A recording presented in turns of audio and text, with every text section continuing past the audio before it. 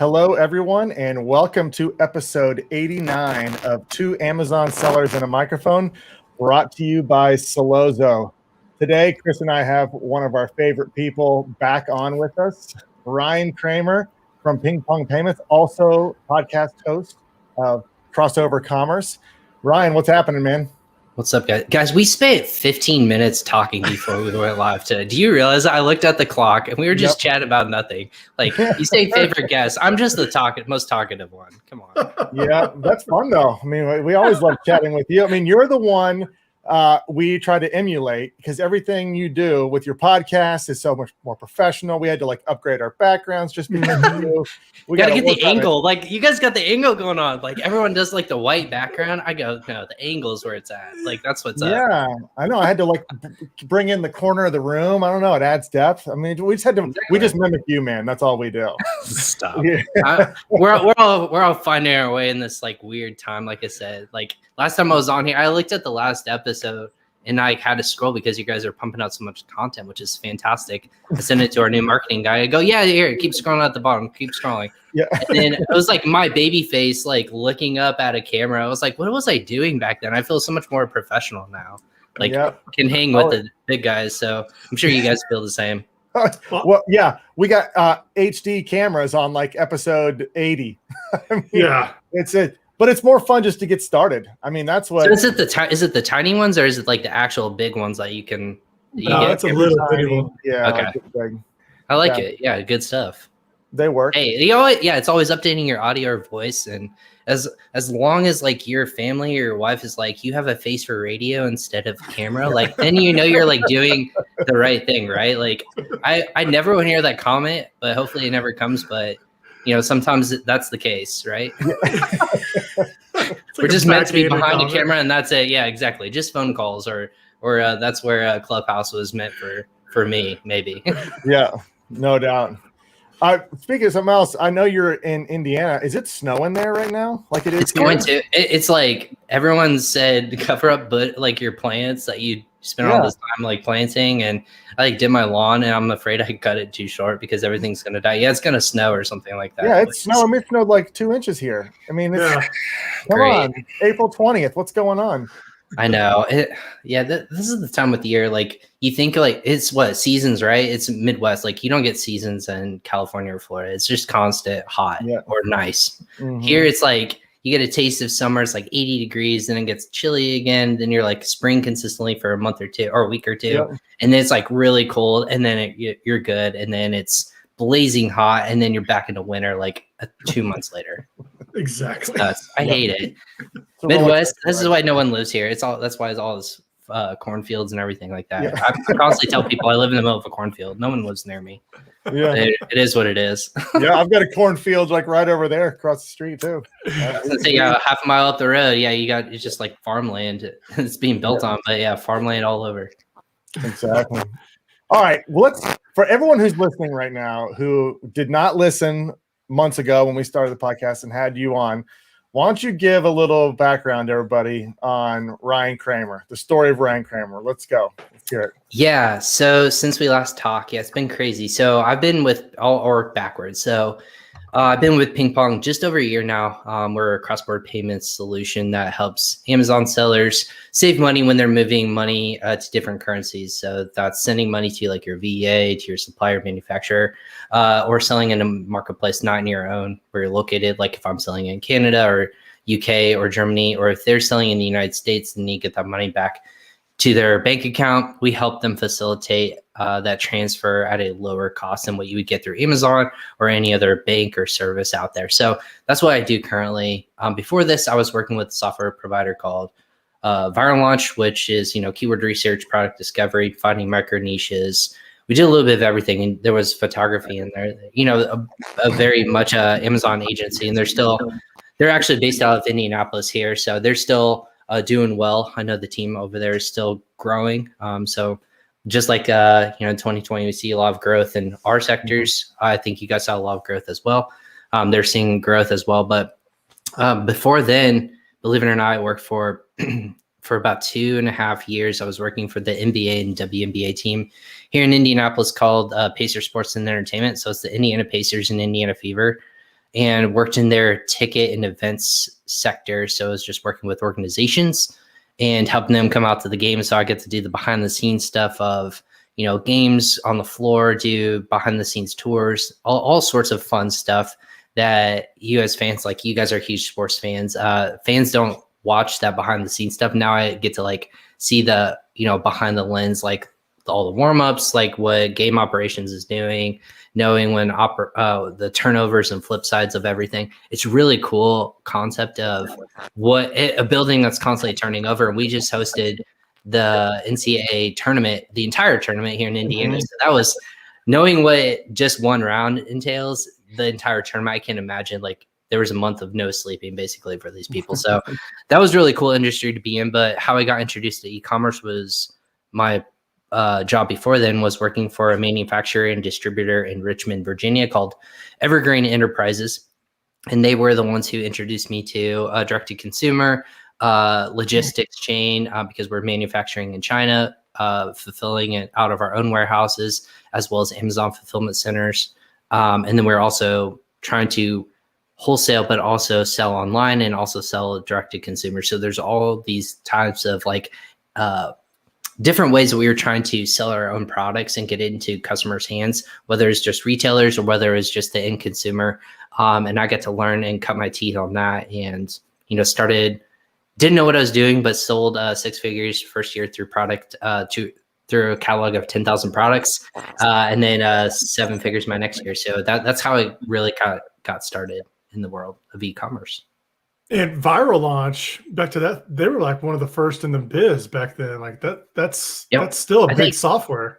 Yeah, I want to say I think Casey started that. Casey Goss, who's now with Thrasio, he's the VP of SEO. He started that back in, I want to say 2015. I think that's my guess of the year that they did that. It was 5.5 years or so until he left for Thrasio, and then that was early 2020 when that happened. But yeah, there's still, you see the big, Helium 10, which is fantastic.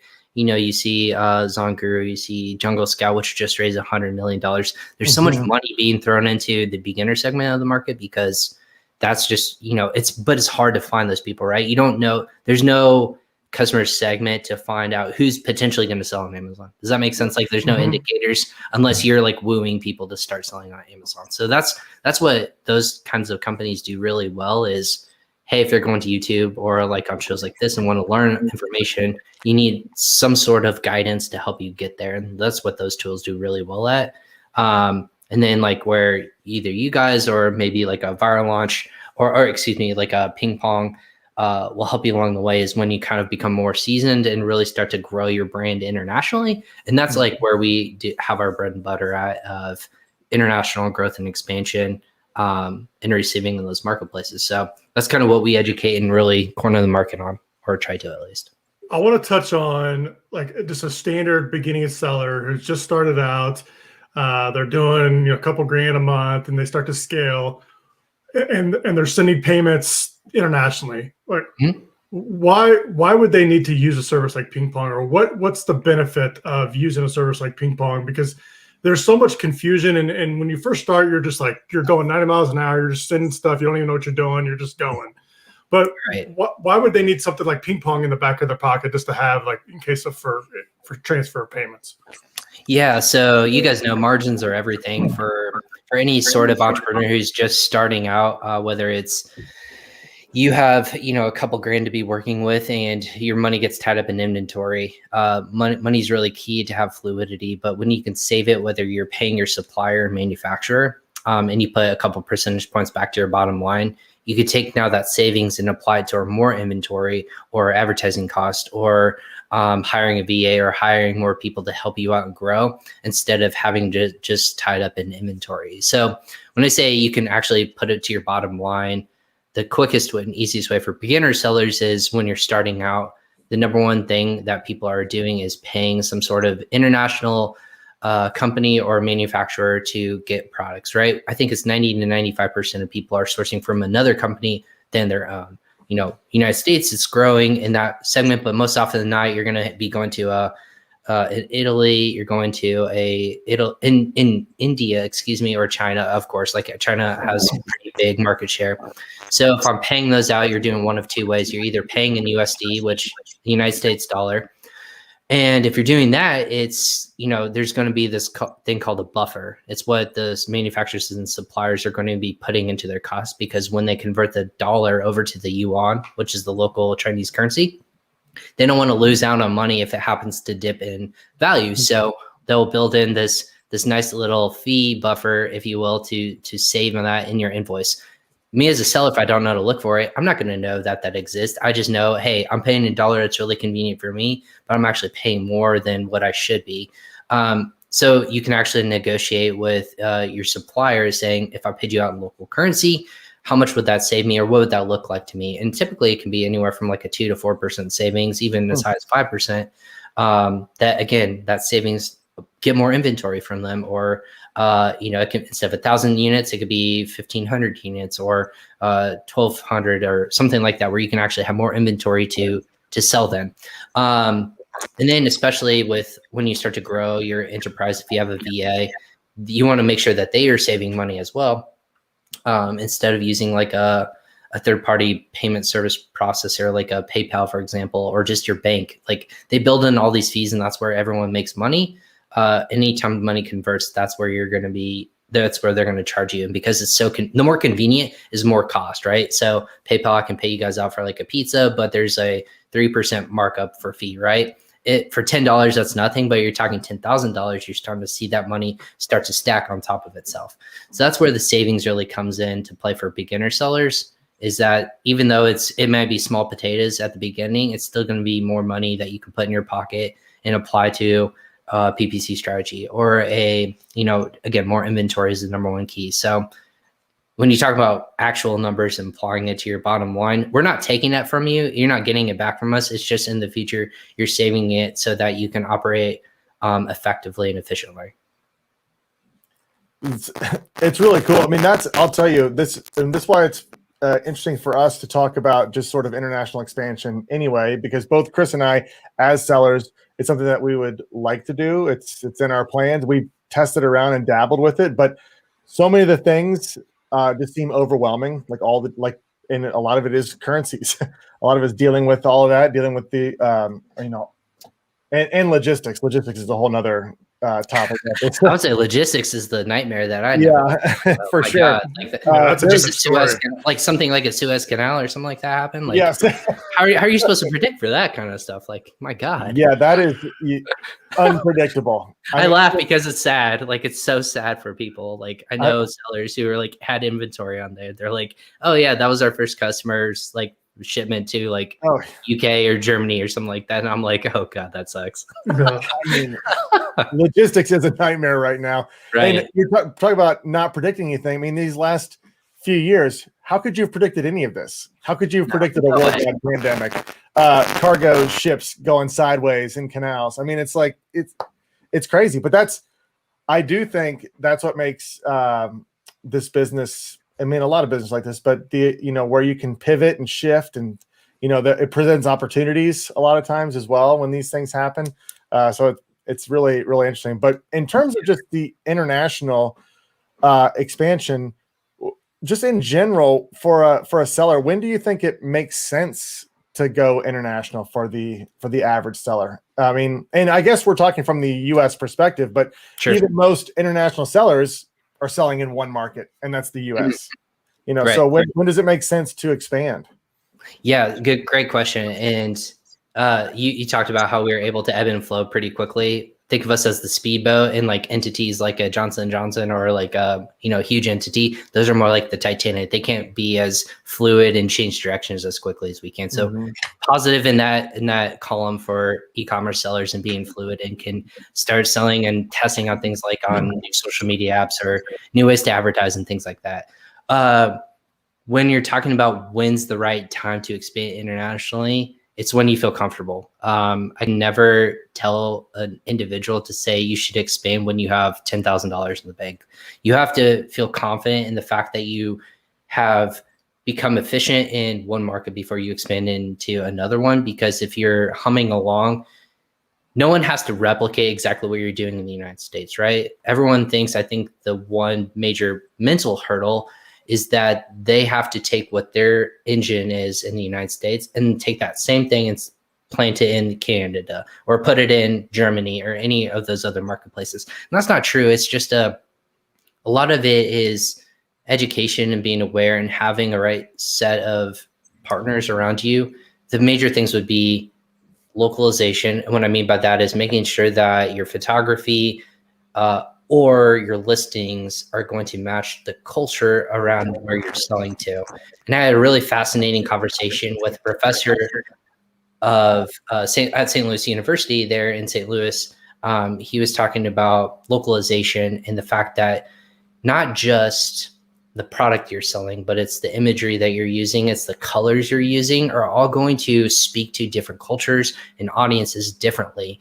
And being aware of those kinds of environments and localization is going to help you sell more and speak more to that audience. So I thought it was a really fascinating thing of instead of e-commerce, we're going to look at e-business and how we can really speak to the audience that we're selling to, whether it's making sure that your translations are listed appropriately, making sure that you receive in local currency, all those kinds of things you have to be mindful of. It's easier in the United States because we're used to it. But that being said, you put in the work. These other markets are so green right now, and you'll see them start to take off because people had to become used to buying online more, and they're starting to catch up with the rest of the United States. United States is always going to be the forefront because we adopt a lot of things here first, and we like to spend a lot of money. Internationally, there's just more marketplaces and opportunities for other marketplaces to shine. Amazon's not the number one marketplace in Europe. Probably about 10% market share, I think, is what I saw in Marketplace Pulse, is what sellers are selling on across Europe entirely. There's CD discount. You have just a lot of different local marketplaces. On eBay is very popular in Europe as well as Australia. You have all these different marketplaces in each country that just the local community are, they're used to buying on those marketplaces. But as Amazon, they're taking this slow approach. They're saying, hey, long term, we're going to be as people start to shop on our platform, they're going to be used to, the speed of product getting to them, the ease of it, the cost effectiveness of it. They're just going to be there long term. They're building out a logistics chain first and letting the shoppers come second. That's what they did in the United States, and that's why they're so successful.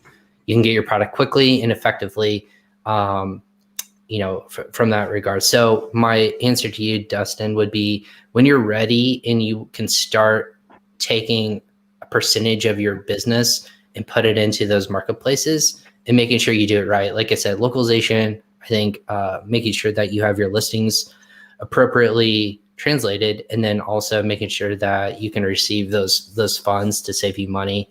But there's also programs to kind of help you along the way, right? There's the North American Remote Fulfillment Program there. You can actually fulfill in Canada from your United States warehouse through FBA warehousing. So that's kind of you're dipping your toes in the international water per se. And then I think the Pan-European program will help you out with the European, almost a similar program with that. Just as tied to UK, because UK is its own island, both figuratively and metaphorically. Everyone's kind of like, damn you, UK, like you used to be easy to work with. Now you're just like a redheaded stepchild now. So it's kind of this, do we really want to deal with you now? But UK is still a good player. Like you said, people are afraid of like VAT and GST. It's just a sales tax. Again, you pay it every quarter. If you're working with accountants, they're going to know how to apply VAT and GST. You just have to apply for it appropriately. And, once it's done, it's done. It's pretty easy to pay off through like a PingPong or through your accountant. They can use tools like us to pay off those. It's just a sales tax, to be honest with you. And there's so many great resources out there that help you along the way to educate the market. I think this is kind of the funny thing. I've heard it a couple of times about a lot of big sellers in the space. They're like, I like all these barriers in front of other sellers because it starts to weed out the big time players versus the ones who want to get on there, do the easy thing and get out, or not be successful and then just abandon. Because I think recently we hit the 6 million seller mark worldwide. And a lot of that is coming from China, but there's all these barriers in play. New sellers, I think it's like 75% of new sellers are coming from China. That being said, there's still all this growth worldwide, but the more barriers you put in front of people, the more resilient people are going to be more successful and start to see fruits of their labor as they climb that wall. Other ones will just approach it and they're like, nope, I'm out. I'm just going to stick with my little corner of the market and stay there. Yeah, and you mentioned the two of those programs, the North American Fulfillment and the Paying EU. You're obviously in the space a lot. You talk to a lot of people. Are you seeing anything or hearing anything that Amazon may be doing in the future to make it easier to go international? Because right now you mentioned there is a lot of barriers. Like you got to deal with VAT, you got to deal with the shipments. I mean, Dustin and I both tried to do international selling, and it's just too much going on. So we just came back to the U.S. So are you seeing any programs coming out or hearing anything coming out that makes it easier for sellers to expand internationally?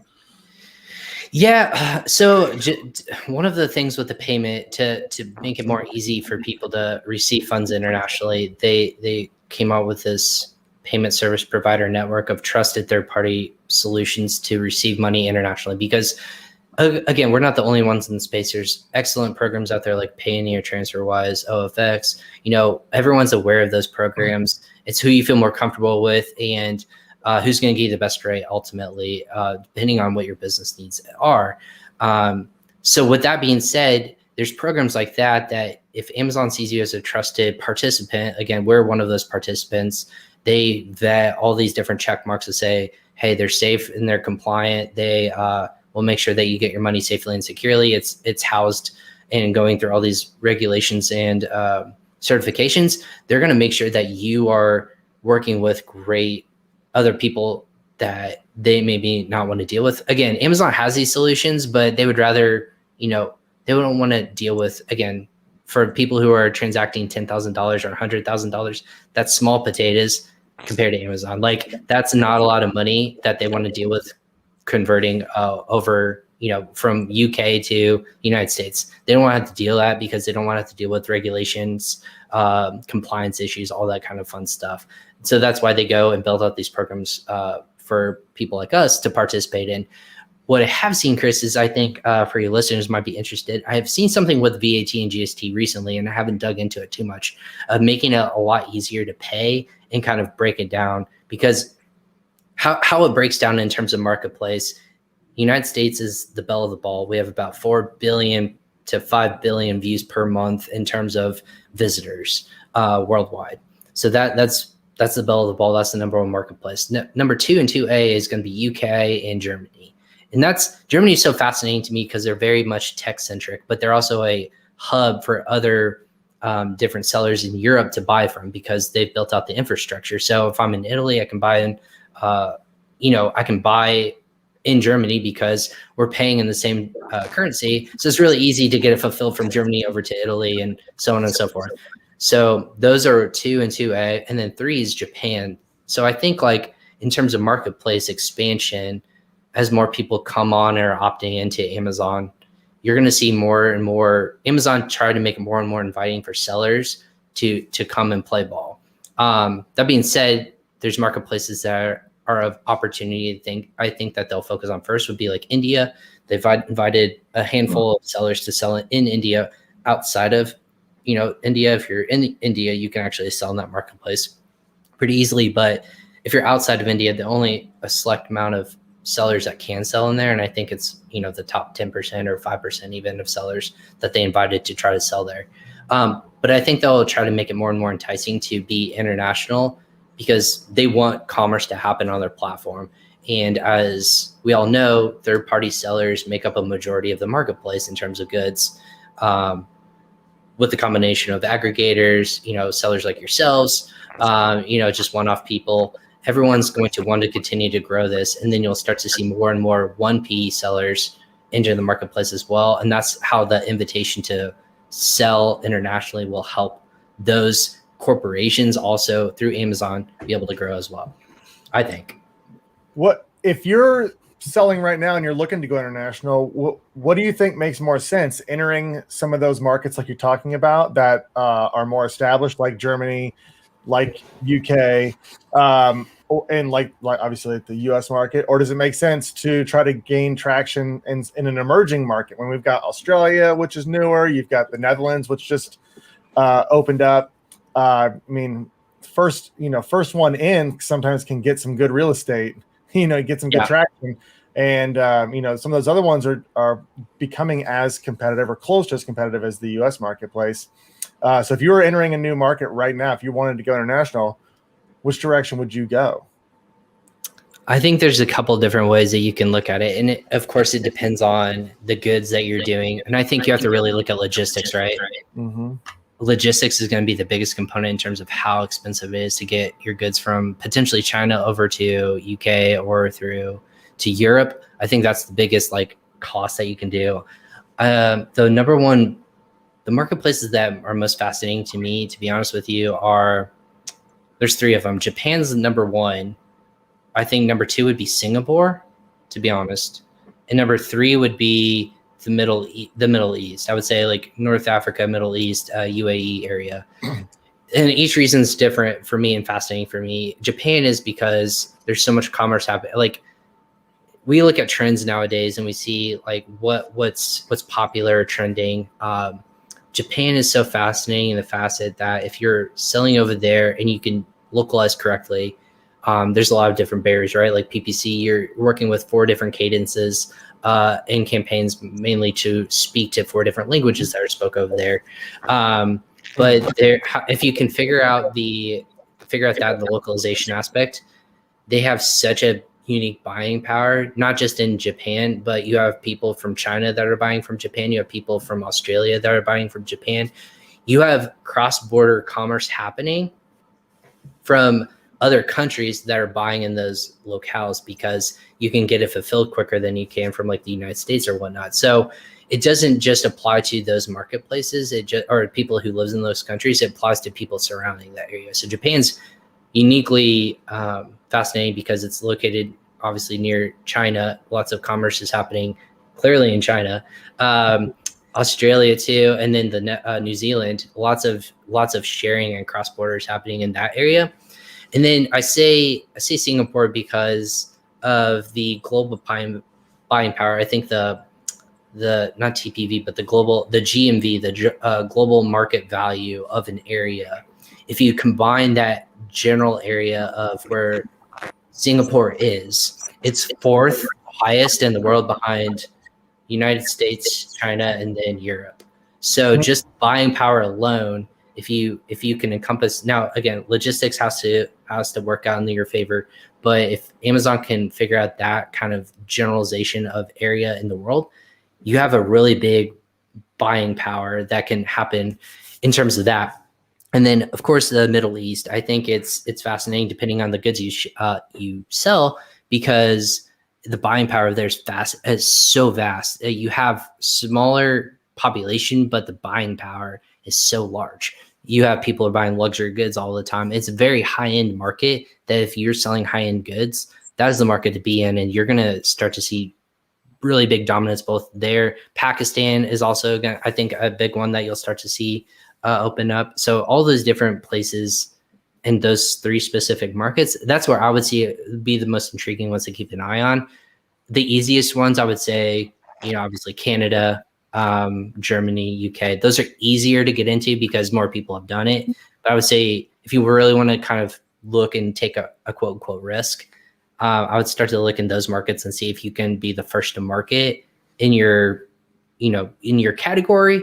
And really, once you start to see the wave of people, because it's all going to eventually start to ducktail up, right? We know that from the United States, people just became really used to selling on buying on Amazon, and that's going to be the case for the world. That's their job, and I think that's really where there could be opportunity. One thing you mentioned was those aggregators in the past little conversation there.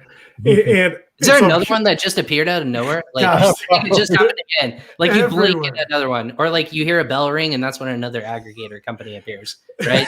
Nowadays, have an angel get its wings, an aggregator company appears. That's right. Yeah, they are everywhere. It's fascinating. I literally saw one pop up this weekend from a seller. I was like, congratulations, that's awesome. But it's just a group of 5 people that are we are now this company. And I was like, awesome, fantastic. Like another one like that. That's my first reaction. But anyways, go ahead. Well, I was just like, if an aggregator came in and bought a bunch of brands, like the first easy thing for them to do would just be expand internationally. Because they've told me. Yeah, they said it on my podcast. Like, guys, guess what our first job is to do? Put product in international marketplaces. Yeah, Easy. so that would be an easy victory. Yeah. So where are they going? Like, so I've had people from Thrasio. I've had Elevate Brands. I've had Fortunate. I've had Recon Brands. I've had all these people on and have told me the same thing. International growth isn't, I say easy. It makes sense for people to opt into that because, again, getting over that initial barrier is easy for them because they have the people, the logistics chains, the manpower to figure it out and do it. Chris, if you're on by yourself and you're like, I just don't want to deal with her right now, I don't have time, money, or effort.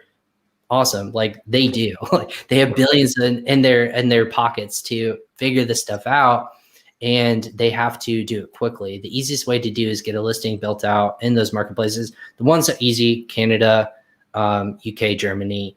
And I know that they're doing a ground game pretty heavily in China and in Japan. Those are, you'll start to see a lot of noise be made in China and Japan from Thrasio. I think specifically here moving forward in pretty quickly future. Because again, it's like every month or two that you see there's $100 million that they raised for that specific marketplace. Germany was one. Even Germany, there's a brand that recently just did 250 or 230 in Germany-based company to do Europe and United States based companies. So, but this is the first wave, right? Like this is wave one. Like this is one big wave. Then you'll start to see smart money. Oh, I said like that's not smart money. You'll start to see private equity money come in behind it. And private equity money is different money than you're talking about like aggregator money. Aggregator money, like they have a couple different business models, right? We've seen a couple ones of buy brands and flip them. So that's one, like a empire flippers.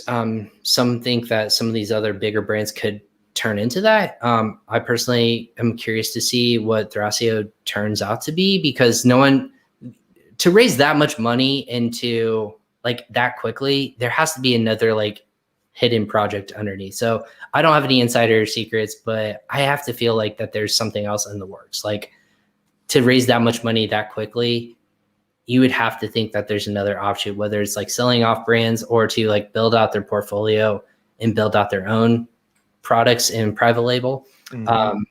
That's kind of what I think might happen, or just kind of maybe make a big behemoth like a farm system, right?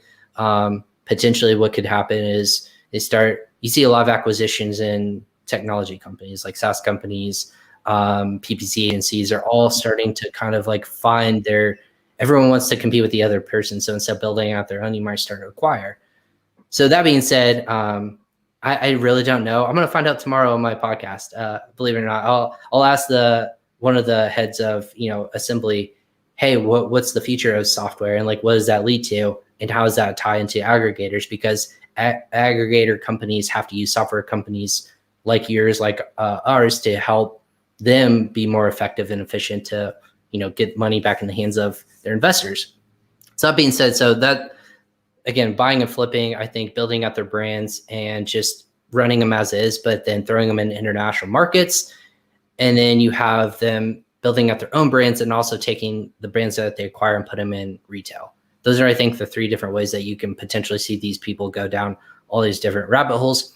That being said, private equity money coming into play will be a really big splash. And that would be like, you get I say Johnson & Johnson because that brand's really top of mind clearly nowadays all the time, but they have all these onset products. You talk about Procter & Gamble, that's private equity money where you're going to see people build out portfolios of, hey, I want to sell on e-commerce. I have really good retail business. I'm going to do really well as well on the e-commerce side of things. And I can be very specific on what I want to target. I want to just do electronics, or I just want to do home and garden, or I want to just do clothing or whatever. I can just buy brands that way and be stronger in my offer than these other companies because they have to be managing their money more effectively, if that makes sense. Yeah, I just saw something today that Thresio raised, I don't know, 25 plus million for Japan in the Japan marketplace. I just saw that today come through. I I'm like, haven't even read the news today, but that's not shocking. Again, China they're going to make a big play for China and Japan. Like smart money would bet on that. China's marketplace is massive, and if you have an in with these kinds of not just governments but communities, you got to go where the people are, right? Like United States, at the end of the day, guys, we are only 340 million people. Like I forget what the census is going to say. 340 million people in a world of 7 billion, 8 billion, 9 billion. I forget what the global census says.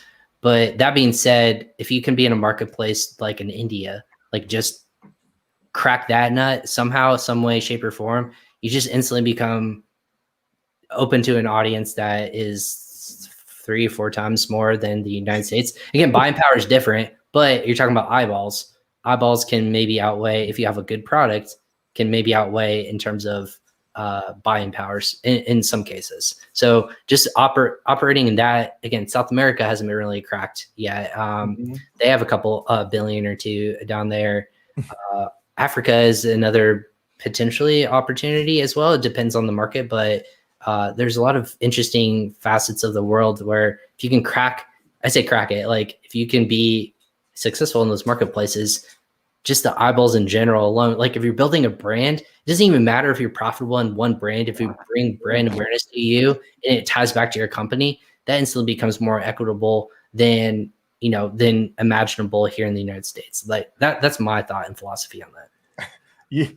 You got my wheels spinning here. I love conversations like this because you start talking, you start realizing the amount of opportunity that's out there, and sometimes it can blow your mind a little bit. And I was on a side note, I was having a conversation with my son yesterday. We were talking about populations of cities, and I had no idea Tokyo is the biggest city on earth. I didn't realize that. I thought it was going to be like something in India or some city in China, but I think Tokyo has the highest population, and it's like 37 million. I don't know. I want to say the wrong number, but it's enormous. Yeah. You think about that. Tokyo, even Dubai's up there too. Of course, like New York City, LA, Houston are going to be the top 4 in the United States. Would be New York City, LA, Houston, then Chicago. So those 4 are always going to be like our top 4. There's other emerging cities and growing, like Texas. You'll see more. Obviously, like Austin is more tech people move there, and like following Elon Musk.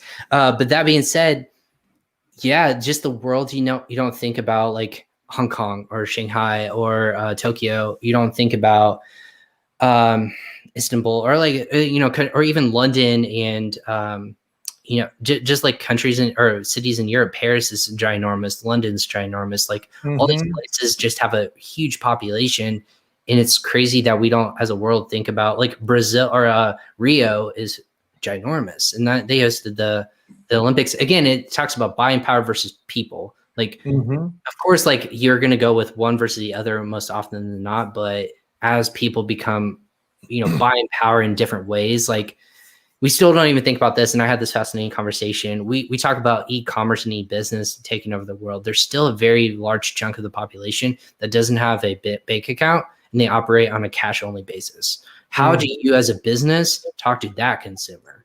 And that's a big question that a lot of people are figuring out in India is, we did it. I think there was, oh gosh, I know you see them, not MoneyGrams, but like there are companies in like grocery stores that you can pay, not Wells Fargo. It's like, shoot, I'm now going to blank on their name again. I did this last time, but you can pay them for your purchase on Amazon, and you pay them in cash, and they'll apply it to an account on Amazon. I don't know how you buy it in the first place on Amazon. If you don't have somehow you can buy something digitally, take cash to like a MoneyGram or something like that, and they will apply it to your account, because if you don't have a credit card, you can't buy anything on Amazon, right?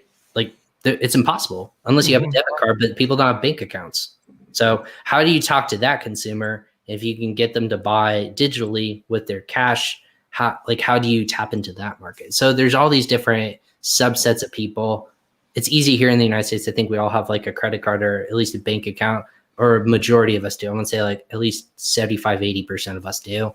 But even so, there's still that growth capital that can happen for people who don't have those kinds of those assets available to them. I want to transition here. You mentioned about a podcast. You kind of threw that out there, and I want to give you some time here to talk about your podcast. So you have a podcast, Ryan, where you do almost a daily interview with somebody in the industry. 4 to 5 times per week. Like, yeah. I've done as many as 6. I've done as few as maybe 2 or 3, but that was when I started out. Well, what got you going? Like, what inspired you to do this? Like, did you just, hey, I'm going to do this all of a sudden? What made you start your own podcast, and give us some background on the name of it and what it is and all that? Yeah. So it was an accident. This was never planned. Like, it was funny. Like, so in my time here, like startup businesses, everyone thinks like these big companies, like we're a massive amount of people. Like in the United States, we have only 4 marketing people. And like, I'm just happen to be one of those 4. I guess 5 now. We just hired a new marketing director. But that being said, there's just so many hats you have to wear, right? I have to know the sales process. I have this great network of people I've been able to meet digitally over the course of like COVID, and knew a lot of people even prior to that, since I've been in the industry a while. So I had this opportunity come from my China team, because we talk like through WeChat and whatnot. It only happens like in the middle of the night, my time, or late at night for them. But obviously on the opposite sides of the world, they actually asked a question if I knew people who would be able to talk about copyright, copyright. What was the other ones? Like basically law, like protecting yourself in terms of imagery. So copyrights, trademarks, things like that. And I said, I think I do. Let me look through LinkedIn real quick. And I, believe it or not, got a message from Rob Stanley, who's a friend of you guys, been on your podcast, I think, and as well. And he reached. I was like, hey, do you actually know anyone that would maybe be in this area that would help me out? And he goes, yeah, I can call 2 people right now. Like, what do you need? And I told him the outline. And I said, hey, like, I don't know if I want to do this by myself, because I don't want to look like an idiot. Do you want to help me? And he like said, yeah, like I'll hop on and we'll record something on Zoom and go from there. And so the first episode we did was with Jeff Schick of Rust and Schick. We were talking about this, and I had like prepared all this list. Like Rob helped me out with questions, and I was like, I was not prepared. I was late. Like I was running home sweaty. I was like really bad at this timing thing. But this was something I ran home. I was like, we're going to record it, we'll edit it, and then publish it. And the more and more we started talking, I was super nervous. Like I didn't know what to say. I didn't know what to ask. Didn't think I would be of much value, but I wanted to be there. And the more I started talking, the more I was like learning along the way. And that being said, we got done, we edited it, it went out. We had a pretty good response from our China team. And I said, that was really fun. Like I asked Rob, hey, do you want to do this and we can create something fun? And he goes, man, I got so much other stuff to do. Like, no offense. Like I just can't do it right now. I have my own podcast and all this other stuff. And I go, well, do you mind if I do it? Like, and just took the name myself. He goes, yeah, go for it. And so Crossover Commerce kind of was born from that by accident. I came up with the name because in ping pong, or like in table tennis, I should say, the backhand is, or the action of your strong, like forehand to backhand, if you guys are tennis, is the crossover.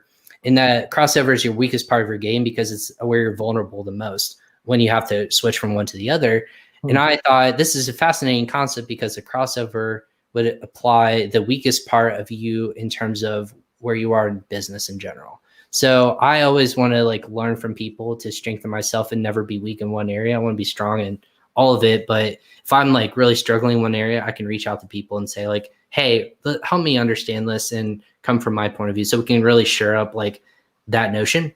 So that's where the name came from. It's maybe more cerebral than it should be, but hey, that it made sense to me. So I was like, that's kind of cool. And no one had the name, so we took it. So yeah, that's where it was. And then I just started like changing out different things. I started asking people. They started saying yes. It became like one a week, and it was very inconsistent at first. But then all of a sudden, the more like tools like StreamYard, which is fantastic, you guys use it, I use it, made it so much easier for us to get information out there. We started getting like people asking, hey, how do we get on the podcast? Like, what can we do? I have an idea for it. And I go, yeah, sure. And I just started building out this processes as we were going. And that's kind of how I was born, and kind of took over my life, but I love it for it. Like if I like, this is so fun to me. I would rather talk all day with people and like pick people's brains than sit at like maybe just fiddling away with like spreadsheets and stuff like that. So. And it's a learning process. Like you learn so much more. Dustin and I, our biggest regret is not doing this sooner. We should have done this sooner. when people like Danny McMillan, who's like, yeah, I did 600. He's done like way more than this by now, but like they did 600. He did 600 episodes, and I go, that's so awesome. That would take so long. And then I like got to like I'm approaching 100, and I go, wait a minute, I can maybe do this in 2 years, or like if I really push myself, I can do it less. And then I started thinking like that's really stupid, Ryan. Like don't do that. Like and like I get it where people get either right in podcasting, you can either get burnt out or just like by doing the same maybe talks all the time. But I don't think that's the case in our industry. Or you just like you lose momentum and you stop. And I think that's the number one thing. You always see statistics of if you don't do it consistently, you're just going to not do it anymore. And you're just going to lose an audience or momentum or whatever that might be. So just like selling or just figuring out or any sort of entrepreneur journey, just be consistent. You develop a habit. And now my wife knows, like, always to ask me when I wake up, when's your podcast today? And I go, it's weird when I like, oh no, it's an off day for me. She's like, no, okay. So how many? So yeah, how many podcasts are you appearing on then? And I go, oh, 3. Yeah. Like I thought you're talking about me only, but she's the one who keeps me grounded. Like I get like in this, you can get really big, and you're like, oh, I know what you're going to talk about. Or I always try to keep myself as grounded as possible. And she does a good job. I'm like, oh, well, guess what I learned? She goes, did you learn that, or are you just repeating what other people said? And I go, all right, I guess I'm going to do like research articles, and I'll write a paper, and then I'll present it to you and stuff like that. It makes me like push myself, right? Like I don't want to be just the regurgitator. I want to be like, oh, that's really fascinating. I wonder if, and then like go down the rabbit hole and really push myself too. So that's a hard thing I think you guys can do too. Instead of if you hear it, instead of applying your own knowledge, like maybe that's my question for you. I'm going to put my interviewer hat on.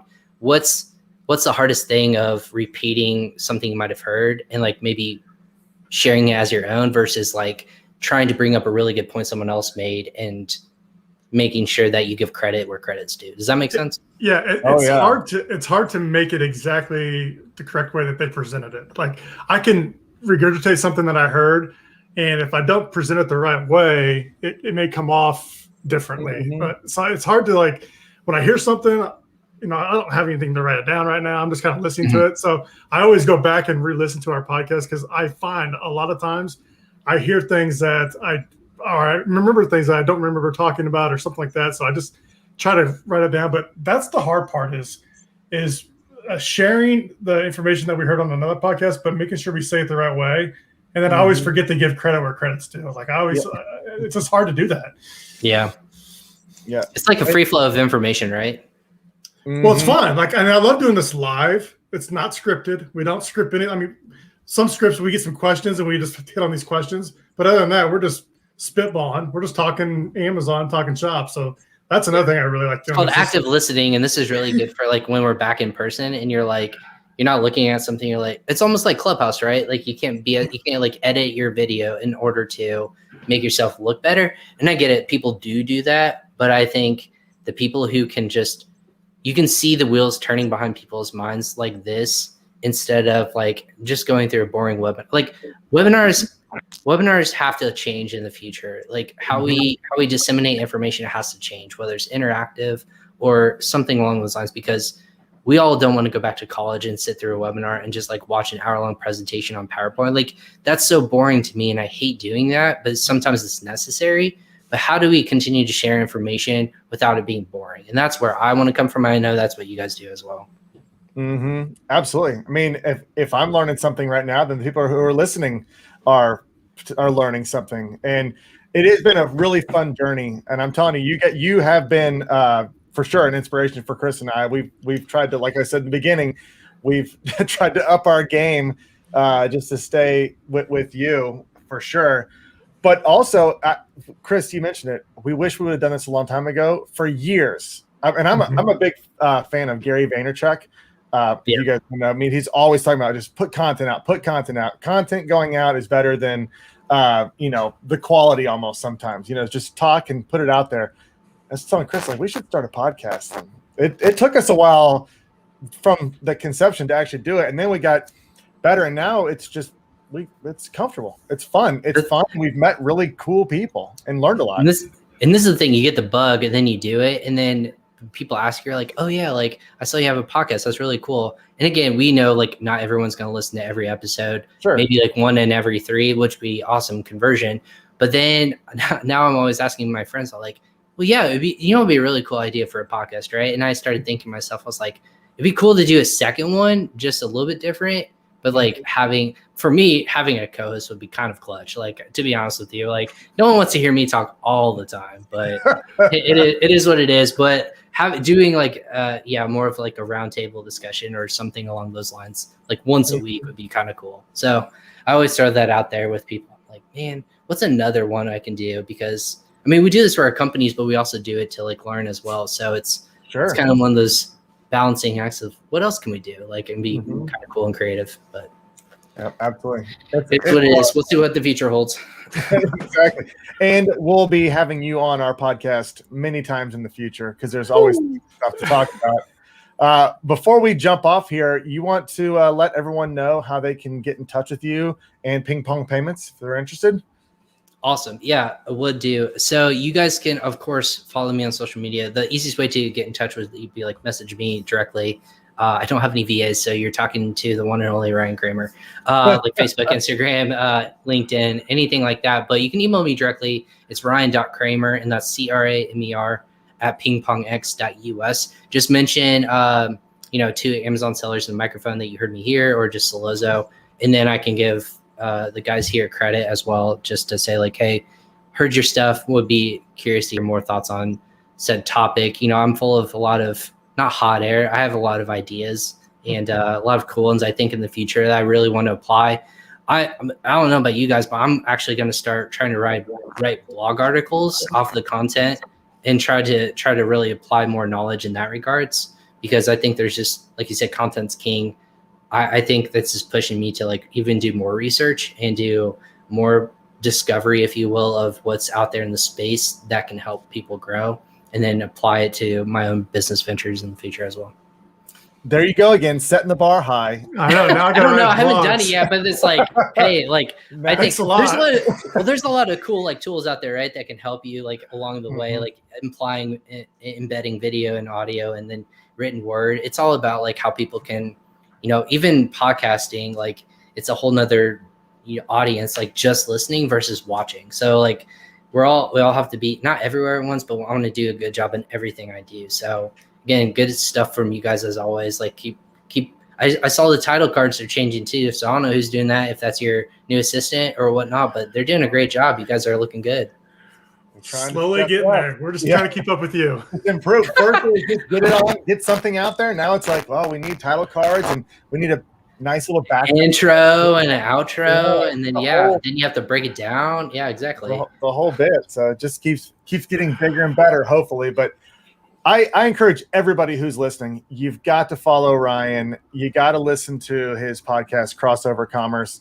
He streams it live like we do, so you can find him on LinkedIn. You'll get, make sure you connect with him and follow the page so that you can get notified when he goes live all the time. He's got great guests on. You're a great interviewer. You get into some really good questions and bring out a lot of value. So I encourage everyone, you got to go out there and do that. Also, if you're listening right now, you're selling on Amazon and you need help with your advertising, go to Solozo.com. You can book a demo with Chris or myself. We'd love to walk you through our platform, show you how Solozo can help automate and optimize your advertising. Take that off your plate. No one wants to be dealing with spreadsheets all day with their advertising. We can handle that for you. So book a demo with us. We'd love to talk with you about it. We'll talk anything Amazon. We love these 30-minute conversations we have. So doesn't have to be about advertising. We'll talk about whatever you want. So make sure you go ahead and do that. Also, make sure you subscribe to the podcast. Leave us a review. We need some more ratings and reviews. So we got one review and it just says my name. Yeah, that's right. Leave more. Subscribe and leave us a review. And you can also follow us on Solozo's YouTube channel, on Solozo's Facebook page. Like it, turn on notifications, leave comments when we're talking live. Just whatever you need to do to see this content that we're trying to put out there and that Ryan's putting out there with Crossover Commerce. Ryan, thanks for joining us, and we'll be back at this again tomorrow. Have a great day, everybody. Have a good one.